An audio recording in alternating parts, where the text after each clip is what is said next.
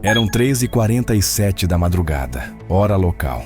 O céu sobre a costa ocidental da Venezuela se iluminou completamente por 8 segundos. Não foi um raio nem um acidente industrial. Foram 3 impactos sucessivos, perfeitamente coordenados, lançados de mais de 1.000 quilômetros de distância. Em questão de minutos, um complexo energético vital, o depósito de combustível Cardón Norte, se transformou em uma massa ardente visível do espaço. A operação, segundo fontes militares vazadas, teria sido executada por uma unidade aérea americana do Atlântico, usando armamento de precisão de longo alcance.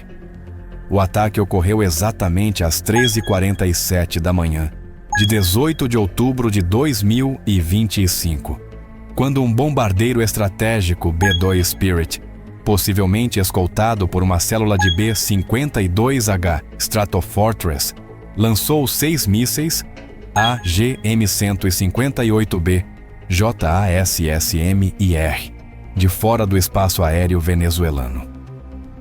O objetivo era claro: inutilizar o principal depósito de armazenamento de combustível da costa ocidental, localizado a 28 quilômetros de Coro, estado Falcón. A operação durou menos de 7 minutos, desde o primeiro lançamento até a perda total de energia no complexo. Segundo relatórios preliminares, 127 militares estavam no local, dos quais 23 ficaram feridos e 5 continuam desaparecidos. Tudo começou na noite anterior, às 23h30 de 17 de outubro, quando um avião de patrulha marítima americano, P-8A Poseidon, detectou movimentos de transporte no terminal petrolífero. Imagens de satélite confirmaram a entrada de caminhões-tanque na área de armazenamento. Às 0h12, o Comando Conjunto na Flórida ativou o protocolo de interdição energética limitada. Às 1h05, 2 bombardeiros B-2 decolaram da base Whiteman, no Missouri, rumo ao leste. Após uma escala técnica sobre o Atlântico Médio, onde reabasteceram em voo com um KC-46 Pegasus, iniciaram a fase de aproximação às 2h55 da manhã.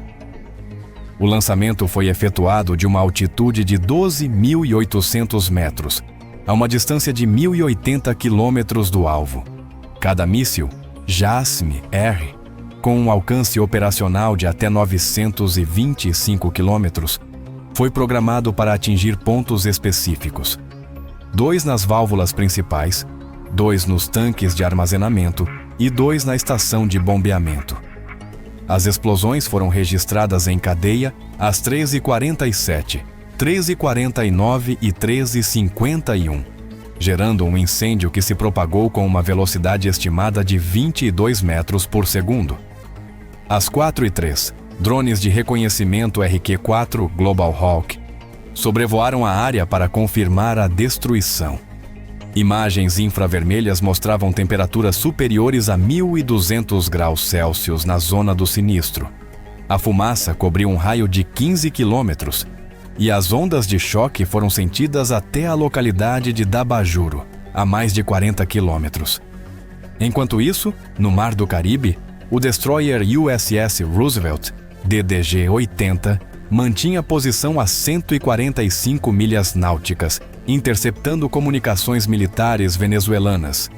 A defesa aérea local, composta por sistemas Buk M2 e Pechora 2M, não chegou a detectar os mísseis de entrada.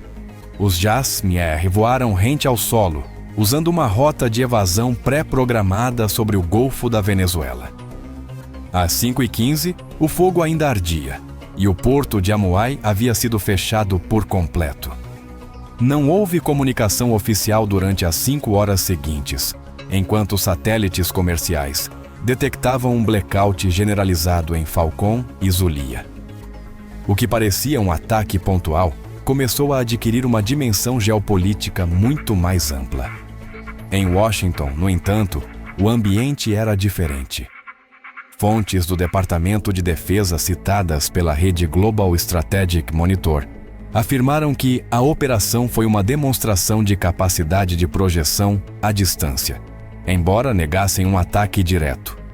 Segundo um analista da Rand Corporation, tratou-se de um teste tático dentro do marco de dissuasão flexível, um conceito que busca pressionar estados considerados hostis mediante ações pontuais não atribuíveis.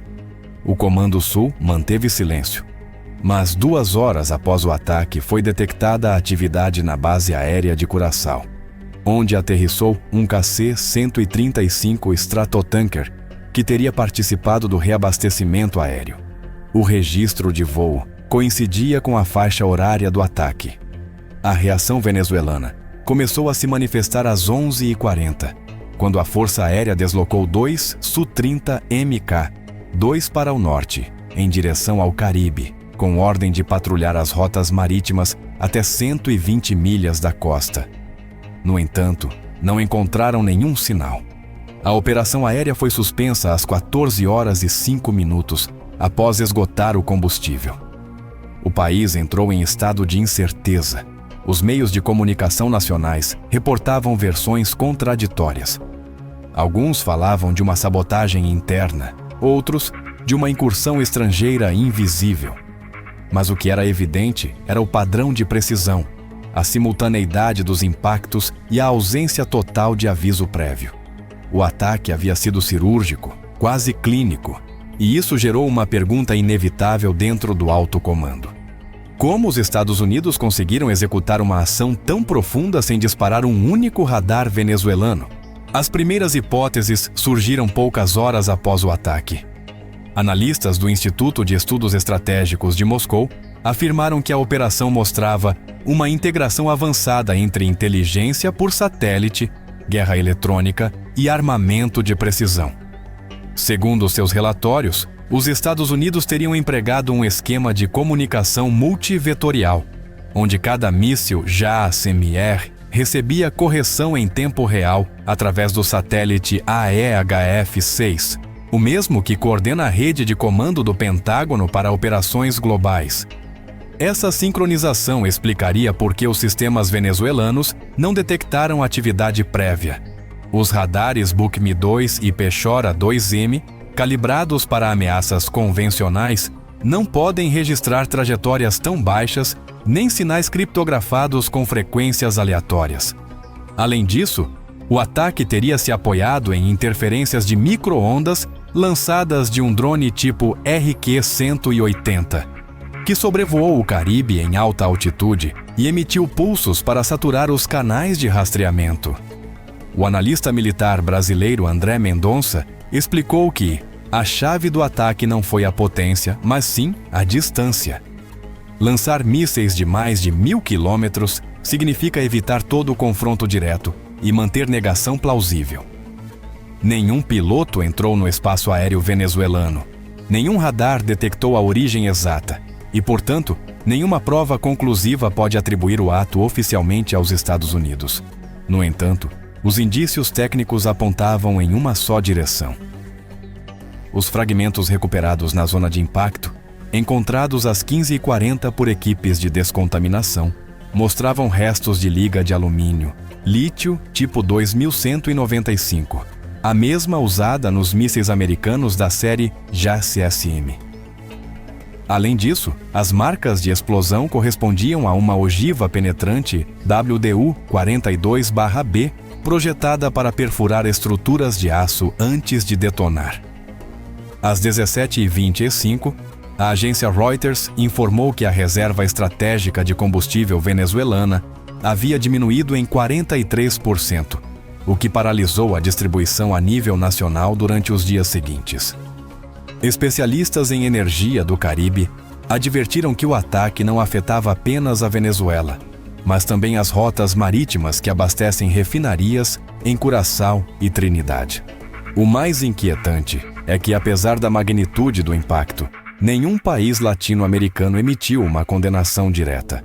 As chancelarias se limitaram a expressar preocupação, o que deixava entrever uma aceitação tácita de que algo maior estava se gestando, uma mudança de equilíbrio estratégico na região.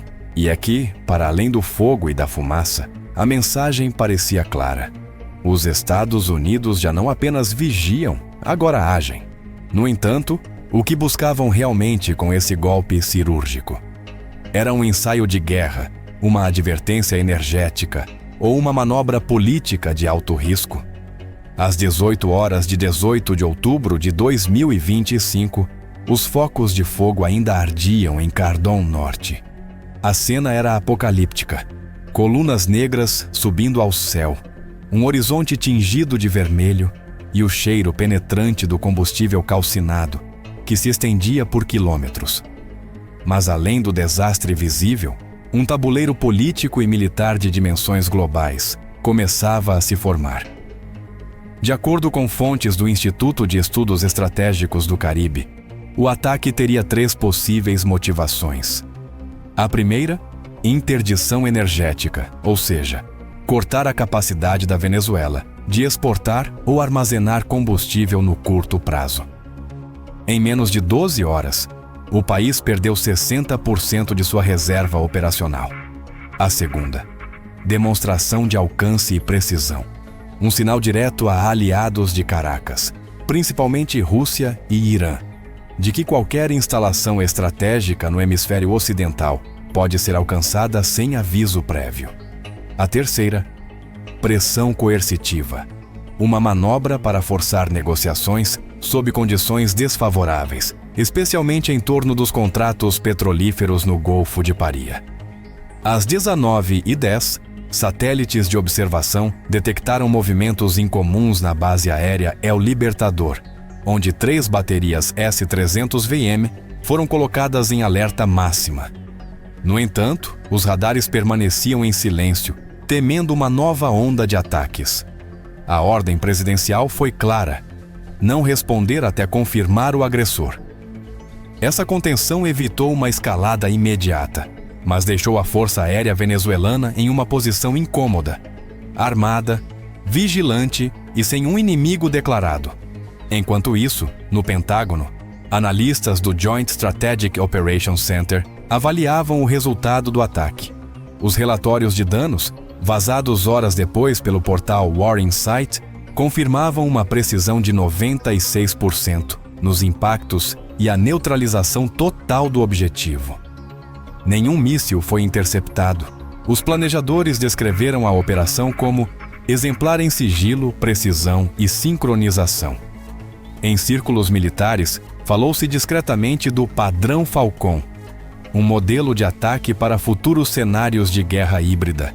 Internacionalmente, a resposta foi contida, mas reveladora. A China pediu uma investigação independente sob supervisão da ONU, enquanto a Rússia classificou o fato como um ato de terrorismo energético. Em contraste, os Estados Unidos e a OTAN mantiveram um silêncio técnico, recusando-se a emitir comentários até contar com informação verificável.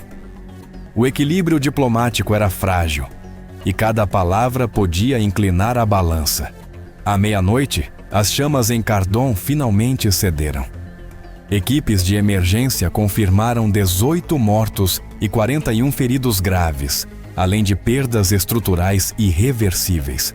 A magnitude do dano marcou o maior golpe à infraestrutura energética venezuelana em 2 décadas. No entanto, o que mais preocupava os observadores internacionais era a clareza estratégica do ataque. Uma operação cirúrgica de alto custo tecnológico, executada sem presença visível e com efeitos devastadores. A mensagem parecia não estar dirigida apenas à Venezuela, mas a toda a região. A capacidade de atingir objetivos-chave sem cruzar fronteiras representa uma nova era de dissuasão, onde o poder já não é medido pelo número de tropas, mas sim pela precisão e pela distância. Nas horas seguintes, relatórios de satélite detectaram movimento de frota no Atlântico e sinais de atividade anômala em bases aéreas do Caribe. Ninguém admitiu publicamente, mas nos corredores diplomáticos de Brasília e Bogotá já se falava de um conceito inquietante: a guerra energética silenciosa. O ataque de 18 de outubro não apenas destruiu um depósito de combustível, mudou as regras do jogo no hemisfério ocidental. A partir desse dia, Qualquer faísca, qualquer drone, qualquer sinal no radar poderia ser o prelúdio de uma nova confrontação sem fronteiras visíveis. E enquanto os satélites ainda registravam o brilho residual sobre a costa venezuelana, uma ideia se consolidava no pensamento estratégico global. A próxima guerra não será travada por território, mas sim por energia, e já começou. O que você acha? Você acredita que este ataque foi uma operação encoberta dos Estados Unidos ou uma manobra de sabotagem interna? Deixe nos comentários e compartilhe sua análise. Estamos vendo o início de uma nova guerra energética global ou apenas uma advertência estratégica? Sua opinião importa. Quero lê-la abaixo.